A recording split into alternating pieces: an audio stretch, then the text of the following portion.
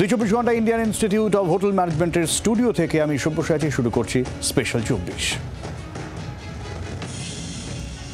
বাইরে কত গরম পড়ছে আস্তে আস্তে দেখছেন। গরম পড়লে দেখবেন মাথা এমনিতেই গরম হয়ে যায়। নেতারাও তো মানুষ, তাই গরম পড়ার সাথে সাথে দেখবেন তাদের গলার আওয়াজও চড়তে থাকে। তার উপর আবার আর একটা ভোট আসছে ২৬-এ। কিন্তু এই গরম ভোটের হিটওয়েভে চেনা ইস্যু, বঞ্চনা ইস্যু, বঞ্চনা দুর্নীতির অভিযোগের চেনাশোনা অভিযোগ, পাল্টা অভিযোগ। কিন্তু এটা স্রেফ হাওয়া গরম করার মতো, নাকি পেছনে ফেলে আসা কয়েকটা ভোটের মতো সামনের ভোটেরও রেজাল্ট ঠিক করে দেবে এই বরাদ্দে বঞ্চনা রাজনীতি?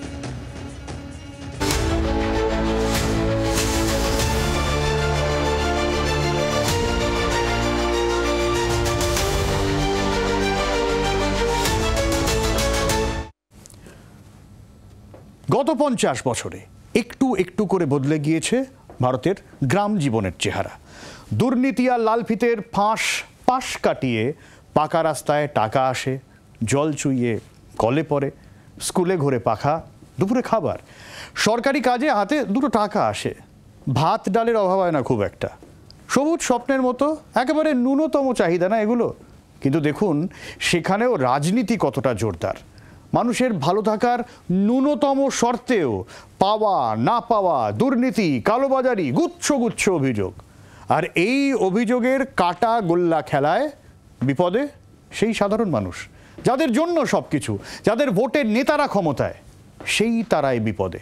তাদের জন্যই বরাদ্দে রাজনীতি।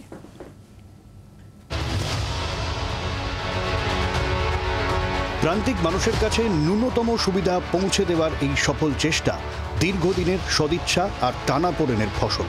উপর থেকে ছাড়া টাকা সাধারণের হাতে আগে পৌঁছতো কোথায়? প্রথম এটা বোঝেন রাজীব গান্ধী। চালু করেছিলেন PM to DM, কেন্দ্রের টাকা সরাসরি যাতে পৌঁছয় গ্রামে। সেবারও যুক্তরাষ্ট্রীয় কাঠামোর পরিপন্থী বলে প্রতিবাদ করেছিল CPM। এখন সরাসরি পঞ্চায়েতে চলে আসে টাকা। কিছু টাকা আসে সরাসরি মানুষের অ্যাকাউন্টে।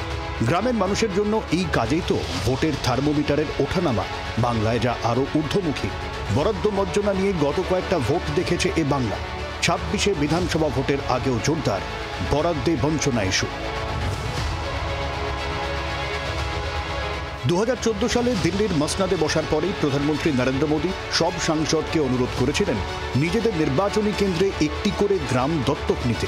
সেটিকে সাজিয়ে গুছিয়ে আদর্শ গ্রাম বানিয়ে তোলার অনুরোধ করেছিলেন মোদী। সে কাজ কতটা হয়েছে তাতে দলেই রয়েছে সন্দেহ। আর এখন সেই গ্রামের কাজ নিয়েই জোর তরজা। গত কয়েক বছর ধরে রাজ্যের অভিযোগ একাধিক ক্ষেত্রে কেন্দ্র বরাদ্দ আটকে রেখেছে। পাল্টা কেন্দ্রের অভিযোগ দুর্নীতির। ফের ২৬-এর আগে বরাদ্দ রাজনীতির তাওয়া গরম হচ্ছে বঙ্গে, যার আঁচ পড়েছে সংসদে। মঙ্গলবার কেন্দ্রীয় বরাদ্দ নিয়ে কেন্দ্রের গ্রামোন্নয়ন মন্ত্রী শিবরাজ সিং চৌহানের বিরুদ্ধে ক্ষোভে ফেটে পড়েছিলেন তৃণমূল সাংসদরা। পাল্টা সুর চড়িয়েছে বিজেপিও। শিবরাজ চৌহান, নরেন্দ্র মোদী জেনে রাখুন, ২০২৬-এ ৩০টা সিটও আপনারা পশ্চিমবাংলায় পাবেন না। যেভাবে বাঙালি বিরোধী বাঙালিকে এরা হিংসা করে, শুধু গুজরাট করবে, এরা শুধু মুম্বাই করবে, এরা শুধু মহারাষ্ট্র করবে, এরা পশ্চিমবাংলার জন্য কিচ্ছু করে না। একদম শিবরাজ চৌহান এই জন্য এত থার্ড ক্লাস লোক, ওই জন্য ওকে মধ্যপ্রদেশ থেকে ট্রান্সফার করে ওকে চিফ মিনিস্টার থেকে সরিয়ে এখানে মন্ত্রী করেছে। তারা টাকা চুরি করেছে, এত হিসাব দেবে না। কেন্দ্র সরকারের টাকা, যে কোনো টাকা, যে কোনো গভর্নমেন্টে জনতার হিসাব নেওয়া উচিত। আর হিসাব চাইলেই তারা হিসাব দেবেন না, তাই হিসাব না দিলে টাকা দেওয়া কাউকে উচিত না। বরাদ্দ বঞ্চনার এই অভিযোগ আজকের নয়। বছর শুরুতেই মুখ্যমন্ত্রী এই নিয়ে সুর চড়িয়েছিলেন। আর দুর্নীতির অভিযোগে অনড় গেরুয়া শিবির। ১০০ দিনের কাজ কেন্দ্রীয় সরকার বন্ধ করে দিয়েছে। গ্রামীণ রাস্তার কাজ কেন্দ্রীয় সরকার বন্ধ করে দিয়েছে। আবাস যোজনা কেন্দ্রীয় সরকার বন্ধ করে দিয়েছে। আমরা যতটুকু রাস্তা পারছি করতে, পথশ্রী পরিকল্পনার মধ্যে দিয়ে আমরা প্রায় লক্ষাধিক রাস্তা করে দিয়েছি গ্রামের। মদ বিক্রির টাকা আছে, দিন না, ক্ষতি কি? ক্ষতি কিছু নেই। আমরা তো টাকা ঢোকানোর বিরোধী নই, চোরেদের জেলে যাওয়ার পক্ষে আমরা। যারা 100 দিনের কাজ না করে, পুকুর না কেটে যারা লুট করলেন হাজার হাজার কোটি টাকা, আমরা তাদের জেলে দেখতে চাই। 21,000 মদ দোকানের অর্থ, এই অর্থে তিনি কোথায় বিলাবেন ভোটের আগে তো আমাদের জানার দরকার নেই। যদিও দুর্নীতির অভিযোগে দোষী সাব্যস্ত হননি এখনো কেউ, ফলে এই দরজাই সার। প্রশাসনের টাকার দিকে তাকিয়ে থাকেন যে গরিব মানুষগুলো, তারা অপেক্ষায় কবে থামবে এই বরাদ্দ রাজনীতি।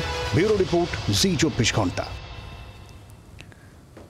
বরাদ্দ নিয়ে এই যে লড়াইটা চলছে, যে রাজনৈতিক লড়াই চলছে দীর্ঘদিন ধরে, এটা তৃণমূল আর বিজেপির ইগোর লড়াই।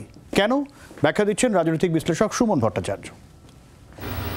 দেখুন, বরাদ্দ নিয়ে কেন্দ্র বা রাজ্যের যেটা লড়াই, সেটা ইগোর লড়াই না। এক্ষেত্রেও বিজেপির একটা রাজনৈতিক বা তাত্ত্বিক অবস্থান আছে। আমাদের বুঝতে হবে যে বিজেপি শাসিত সময় বিজেপি চায় যে কেন্দ্র শক্তিশালী থাকুক আর রাজ্যগুলি দুর্বল থাকুক। কেউ যদি আমরা RSS এর বা অর্গানাইজারের প্রকাশিত প্রবন্ধগুলো পড়ি, তাহলে এটা বুঝতে পারবো এটা বিজেপি বা RSS তাত্ত্বিকভাবে বিশ্বাস করে। দেখুন, এটা তো শুধু পশ্চিমবঙ্গের সমস্যা না, কেরলের সমস্যা, তামিলনাড়ুর সমস্যা, কংগ্রেস শাসিত কর্ণাটকের সমস্যা, তেলেঙ্গানার সমস্যা। সমস্ত অবিজেপি শাসিত রাজ্যগুলি কেন্দ্রের থেকে বরাদ্দ পাওয়া নিয়ে অভিযোগ করছে। 3 বছর প্রায় হয়ে গেল। 100 দিনের টাকা দেওয়া না দেওয়া নিয়ে বিজেপি আর তৃণমূলের টানাপোড়েন জারি রয়েছে। 2021-এর বিধানসভা নির্বাচনের পর থেকেই মনে থাকবে বারবার এই নিয়ে সরব হয়েছিলেন মমতা বন্দ্যোপাধ্যায়। লোকসভা ভোটের আগে যা দিল্লিতে টেনে নিয়ে গিয়েছিলেন অভিষেক বন্দ্যোপাধ্যায়, পাল্টা দুর্নীতি ইস্যু সামনে এনে খুব একটা ভোটে ডিভিডেন্ড তুলতে পারেনি বিজেপি, এ রাজ্যের কথা বলছি। কিন্তু এখনও দেখুন সেই একই টাকা দেওয়া না দেওয়ার কচকচানি জারি। ধর্ণা দিয়ে বসে থাকুন সেন্ট্রাল গভর্নমেন্ট, জবাব চাই, জবাব দাও। 100 দিনের টাকা দাও, রাজ্য সরকারের বকেয়া দাও, নাহলে তোমরা বিদায় নাও। 100 দিনের কাজ করার পরেও 7,000 কোটি টাকা দাওনি, গরিব মানুষের ভাত মেরেছো। আপনি যদি শ্বেতপত্র প্রকাশ করতে পারেন যে 21-এর পরে মনরেগার আবাস পাশে কেন্দ্র সরকার 10 পয়সা ছেড়েছে, আমি রাজনীতি করবো না, রাজনীতি থেকে চিরকালীনের জন্য অবসর নেবো, এত বড় কথা খুব ঠুকে বলে দিয়ে যাচ্ছে। आपने अगर साबित कर दिया व्हाइट पेपर रिलीज करके कि 10 पैसा दिया है, 10 पैसा, सर देखिए मैं व्हाइट पेपर मांग रहा हूँ, ये चिल्ला रहे हैं। কোথাও কোথাও কেউ দুষ্টুমি করে থাকতে পারে, তাদের টাকা ফেরত দেওয়া হয়েছে, তাদের বিরুদ্ধে ব্যবস্থা নেওয়া হয়েছে কিছু লোকের বিরুদ্ধে। আন্দোলন করুন, কে মানা করেছে ওনাকে আন্দোলন করতে? কিন্তু তার আগে টাকা পাওয়ার ব্যবস্থা করুন। টাকা পেতে গেলে তো ওনারাই স্বীকার করছেন কিছু মানুষ চুরি করেছে, তো ওনারাই বলছেন যে ক্রাইম হয়েছে। তার পরিপ্রেক্ষিতে আপনার রেসপন্স কোথায় আপনার সরকারের? তাদের কাজ খাতায় কলমে হয়, তাদেরকে কিছু পয়সা দিয়ে দেওয়া হয় এবং বলে দেওয়া হয় তোমার পয়সা তুমি নাও, বাকিটা আমার। এই করতে করতে বাংলায় 100 দিনের কাজের নামে ডাকাতি হয়েছে। এখন কি বলছে? নরেন্দ্র মোদী টাকা আটকে দিয়েছে, টাকা চাই, টাকা দাও। এতদিন তো বলেনি। এখন ঠেলায় না পড়লে বিড়াল গাছে ওঠে না, এখন বলছে কেন্দ্র টাকা দিচ্ছে। গত কয়েক বছর ধরে চলছে এই তরজা। গত কয়েক বছরে এই বকেয়া নিয়ে দেশ দেখেছে কলকাতা থেকে দিল্লি, তৃণমূলের ধর্ণা আর তুলকালাম তরজা। তারপর দিল্লির যমুনা নদী দিয়ে জল গড়িয়েছে অনেক, সরকারের রং গেরুয়া হয়েছে দিল্লির, বরাদ্দ বঞ্চনায় তরজা কমেনি। যেন হচ্ছে পিতৃকুলের টাকা। টাকা তো আমাদের বাংলার থেকে বা আমাদের সারা ভারতবর্ষ থেকে মানুষ ট্যাক্সের টাকা দিচ্ছে। আদানি আম্বানির টাকা নিয়ে তো মোদিজি সরকার চালাচ্ছে না, বরং তাদের দিচ্ছেন। সরকার স্বীকার করছে দুর্নীতি হয়েছে, লোক চুরি করেছে, রিকভারি করতে হবে। তো সেটা যারা রিকভারি করতে পারছে না, কারোর বিরুদ্ধে কোনো আইনানুগ ব্যবস্থা নিচ্ছে না, আর সেই টাকাকে ট্যাক্স পেয়ারের টাকা থেকে সেটাকে ভরপাই করা হচ্ছে, এটা তো চলতে পারে না। হিসাব দাও, টাকা নাও। এই হিসেব আর বকেয়া লড়াই যে ভোটের আগে পলিটিক্যাল ট্র্যাডিশন হয়ে দাঁড়াচ্ছে বঙ্গে, যে ট্র্যাডিশন গত কয়েক বছর ধরে আজও সমানে চলিতেছে। ব্যুরো রিপোর্ট, জি24 ঘন্টা। ফলে বোঝাই যাচ্ছে কেন্দ্রীয় বরাদ্দ একটা রাজনৈতিক হাতিয়ার হয়ে যাচ্ছে। সুমন ভট্টাচার্য, রাজনৈতিক বিশ্লেষক, বুঝিয়ে দিচ্ছেন, শুনুন। যদি কেন্দ্রীয় বরাদ্দের দিক থেকে দেখেন তাহলে দেখবেন যে কেন্দ্র পশ্চিমবঙ্গকে যা টাকা দেয় তার প্রায় 3 গুণের বেশি টাকা বিহারকে দেয়। কারণ বিহারে বিজেপির শাসন আছে, বিহারে বিজেপি আবার ভোটে জিততে চায়। অর্থাৎ এই যে কেন্দ্রীয় বরাদ্দটাও একটা পলিটিক্যাল টুল হয়ে গেছে, যেটা দিয়ে কেন্দ্র রাজ্যগুলোকে চাপে রাখতে চায় আর রাজ্যগুলো নিজেদের অধিকারের দাবিতে সরব হতে চায়। এটা ভারতবর্ষের যুক্তরাষ্ট্রীয় কাঠামোর একটা নতুন সংকট, যেটাকে কিভাবে কেন্দ্র রাজ্য সম্পর্কের উন্নতির মাধ্যমে ফয়সালা করা যায় সেটা দেখতে হবে। আবারও আমি বলছি যে তামিলনাড়ু বা দক্ষিণের রাজ্যগুলো খুব স্পষ্টভাবে উদাহরণ দিয়ে দেখিয়েছে যে কিভাবে তাদের রাজ্য থেকে কেন্দ্র কত টাকার কর আদায় করে আর কত টাকা তাদের ফেরত দেয়। আবাসে টাকা নিয়ে সমস্যা, 100 দিনের কাজে টাকা নিয়ে সমস্যা, স্বাস্থ্য খাতে টাকা নিয়ে সমস্যা, শিক্ষা খাতে টাকা নিয়েও সমস্যা, কেন্দ্রের কাছে প্রাপ্য টাকা নিয়ে প্রায় সব ক্ষেত্রে সমস্যা বাড়ছে। এই অবস্থায় রাজ্যের শিক্ষা অভিযানে, সর্বশিক্ষা অভিযান, সেখানে বকেয়া টাকা দিয়ে দেওয়ার সুপারিশ করলো স্ট্যান্ডিং কমিটি। এই টাকা বন্ধের যুক্তি হিসেবে কেন্দ্রের তরফে বলা হয়েছিল পশ্চিমবঙ্গ পিএমশ্রীতে মৌ স্বাক্ষর করেনি, তাই আটকে রাখা হয়েছে। এভাবে বরাদ্দ বন্ধ রাখা অন্যায়, এমন সুপারিশ করছে স্ট্যান্ডিং কমিটি। আবাস 100 দিনের কাজ থেকে একাধিক কেন্দ্রীয় বরাদ্দ বঞ্চনায় নতুন করে হইচই শুরু করছে তৃণমূল। তার মধ্যে স্ট্যান্ডিং কমিটির সুপারিশে বাড়ল কেন্দ্রের অস্বস্তি। সপ্তাহ দুয়েক আগে সংসদের গ্রামোন্নয়ন সংক্রান্ত স্ট্যান্ডিং কমিটি সুপারিশ করেছিল 100 দিনের কাজের বকেয়া টাকা দিয়ে দেওয়া হোক। এবার শিক্ষা অভিযানে বকেয়া টাকা ফেরত দেওয়ার নির্দেশ। গত বছর মার্চে শিক্ষামন্ত্রী ব্রাত্য বসু অভিযোগ করেছিলেন অর্থমন্ত্রক ও শিক্ষামন্ত্রকের অর্থ বিভাগের কাছ থেকে ছাড়পত্র মিলেছে, তাও সর্বশিক্ষা অভিযানের 3য় কিস্তির টাকা আটকে গিয়েছে। পিএমশ্রী প্রকল্পের মৌ স্বাক্ষর করেনি রাজ্য, এই কারণেই বরাদ্দ আটকে দেওয়া হয়। 40% রাজ্য টাকা দেয়, তারপরেও কেন পিএমশ্রী নাম, তা নিয়েও প্রশ্ন তোলেন শিক্ষামন্ত্রী। 785 কোটি টাকার বেশি আটকে রয়েছে বলে অভিযোগ ছিল। সেই বকেয়া টাকা বেড়ে দাঁড়িয়েছে 1000 কোটির ওপর। পাল্টা বাংলার বঞ্চনার অভিযোগে সুর চড়িয়েছিলেন তৎকালীন কেন্দ্রীয় শিক্ষা প্রতিমন্ত্রী সুভাষ সরকার। পিএমশ্রী প্রকল্প নিয়ে তাঁর দাবি ছিল জাতীয় শিক্ষানীতি অনুযায়ী দেশের প্রতিটি ব্লকে একটি করে মডেল স্কুল তৈরির লক্ষ্য কেন্দ্রের। ওই মডেল স্কুল ব্লকের বাকি স্কুলগুলিকে নেতৃত্ব দেবে। এই পিএমশ্রী প্রকল্পের বৈঠকে যোগ দেয়নি রাজ্য, সইও করেনি। পিএমশ্রী নিয়ে অবশ্য যুক্তরাষ্ট্রীয় কাঠামোর পরিপন্থী বলে অভিযোগ তুলেছিল রাজ্য।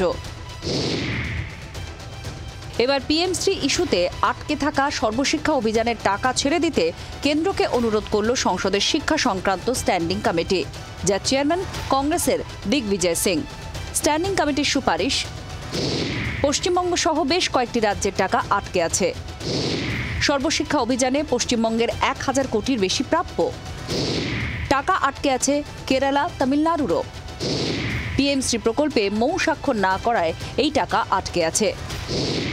শিক্ষার অধিকারের আওতায় রয়েছে সর্বশিক্ষা অভিযান। এই টাকা এভাবে আটকে রাখার অর্থ শিক্ষার অধিকারে বঞ্চনা। স্কুল ছুট রোখার ক্ষেত্রে পশ্চিমবঙ্গের প্রশংসা রয়েছে স্ট্যান্ডিং কমিটির রিপোর্টে। সেই জায়গা থেকে দ্রুত পশ্চিমবঙ্গ সহ 3 রাজ্যের আটকে থাকা টাকা ছেড়ে দেওয়ার সুপারিশ করা হয়েছে। প্রশ্ন হচ্ছে, স্ট্যান্ডিং কমিটির সুপারিশ কি মানবে কেন্দ্র? কেন শিক্ষানীতি নিয়ে বারবার তৈরি হচ্ছে সংঘাতের আবহ? কেন্দ্র রাজ্যের ইগোর লড়াইয়ে ছোটদের পড়াশোনাতেও তো ক্ষতি হচ্ছে, এর দায় কার? ব্যুরো রিপোর্ট, জি 24 ঘন্টা। দুর্নীতির অভিযোগ নিয়ে আপত্তি ছিল, নির্দিষ্ট রং না করার ক্ষেত্রে আপত্তি, তাতে স্বাস্থ্যক্ষেত্রে টাকা আটকে ছিল। এবার শিক্ষাক্ষেত্রে মৌ স্বাক্ষর করা নিয়ে আপত্তি, তার জেরে আটকে টাকা। সেই টাকা ছেড়ে দেওয়ার সুপারিশ করেছে স্ট্যান্ডিং কমিটি। মনে রাখতে হবে, এর আগে কয়েকদিন আগেই 100 দিনের টাকাও ছেড়ে দেওয়ার সুপারিশ করেছিল গ্রামোন্নয়ন সংক্রান্ত স্ট্যান্ডিং কমিটি। এখন সুপারিশ মানা বা না মানা সেটা অবশ্য কেন্দ্রের হাতে। রাজীব চক্রবর্তীর প্রতিবেদন। কেন্দ্রীয় গ্রামোন্নয়ন মন্ত্রকের অধীনে কেন্দ্রীয় সরকারের একাধিক প্রকল্পে রাজ্যের বকেয়া রয়েছে 2 লক্ষ কোটি টাকা, এবং জানিয়ে বিস্তর রাজনীতি হয়েছে, জল ঘোলা হয়েছে, দিল্লি অভিযান করেছে তৃণমূল কংগ্রেস।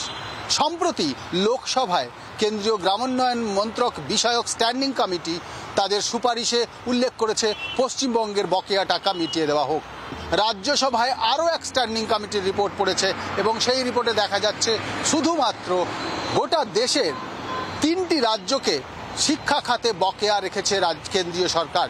কারণ পিএমশ্রী প্রকল্পে মৌ স্বাক্ষর করেনি 3টি রাজ্য, পশ্চিমবঙ্গ, কেরল এবং তামিলনাড়ু। দিগ্বিজয় সিং কংগ্রেস নেতা তার নেতৃত্বাধীন স্ট্যান্ডিং কমিটি উল্লেখ করেছে এবং দাবি করেছে, তারা সুপারিশ করেছে এই টাকা যাতে অবিলম্বে মিটিয়ে দেওয়া হয়। গ্রামোন্নয়ন প্রকল্পে যখন দুর্নীতির অভিযোগ উঠেছে, সেই দুর্নীতির অভিযোগে যখন টাকা আটকে রাখা হয়েছে, তখন মৌ চুক্তি স্বাক্ষর না হওয়ার কারণে শিক্ষা খাতের টাকা, সমগ্র শিক্ষা অভিযান, সেই প্রকল্পের টাকা কেন বকেয়া রাখা হয়েছে ইতিমধ্যেই জানিয়ে শুরু হয়েছে রাজনৈতিক ডামাডোল। নয়াদিল্লি থেকে ভিডিও জার্নালিস্ট শুভাশিস দাসের সঙ্গে রাজীব চক্রবর্তী, জি24 ঘন্টা। তবে 26-এর বিধানসভা ভোটে বরাদ্দ বঞ্চনার ইস্যু খুব একটা গুরুত্ব নাও পেতে পারে। এটা কেন, সেই ব্যাখ্যা দিচ্ছেন রাজনৈতিক বিশ্লেষক প্রদীপ চট্টোপাধ্যায়। 2026-এর পশ্চিমবঙ্গের বিধানসভা নির্বাচনের আগে বরাদ্দ, কেন্দ্রীয় বরাদ্দ না পাওয়ার যে বঞ্চনার অভিযোগ তৃণমূল কংগ্রেস করছে, তার থেকেও বড় যে অভিযোগ তারা করতে চলেছে সেটা হচ্ছে ভোটার সংশোধনী বা ভুতুড়ে ভোটার, যেটা তারা তুলেছে। পশ্চিমবঙ্গের যারা শাসক দল তৃণমূল কংগ্রেস, তারা কিন্তু বঞ্চনার অভিযোগ থেকে যে ফায়দা ভোট বাক্সে পাওয়ার, সেই ফায়দাটা কিন্তু 2024 সালের লোকসভা নির্বাচনে অনেকটাই তারা ঘরে তুলতে পেরেছে। এবং এখনো অবধি যা ট্রেন্ড, তাতে পশ্চিমবঙ্গে তৃণমূল কংগ্রেস আগামী বিধানসভায় তারা কিন্তু তাদের যে কাজকর্ম বা তাদের যে নিজস্ব যে প্রকল্প, সেগুলোর ওপরেই বিশেষ জোর দেবে।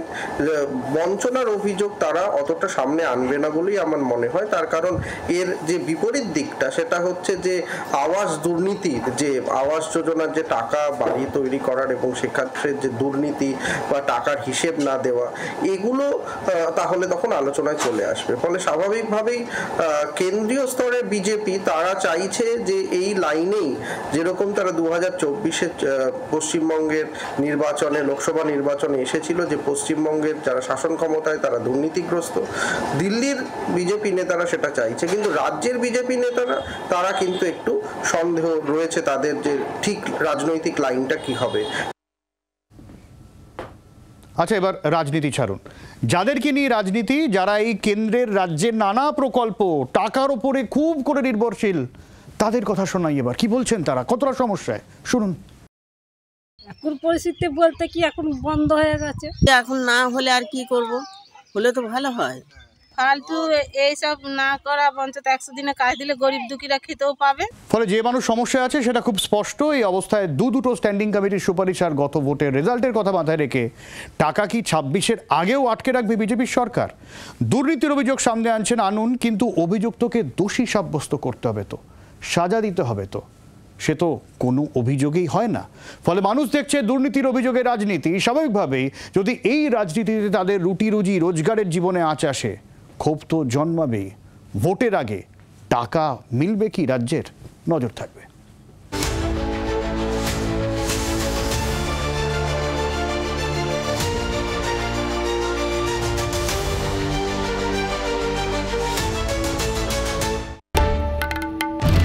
বাংলার আওয়াজ, বাঙালির আবেগ, জি24 ঘন্টা।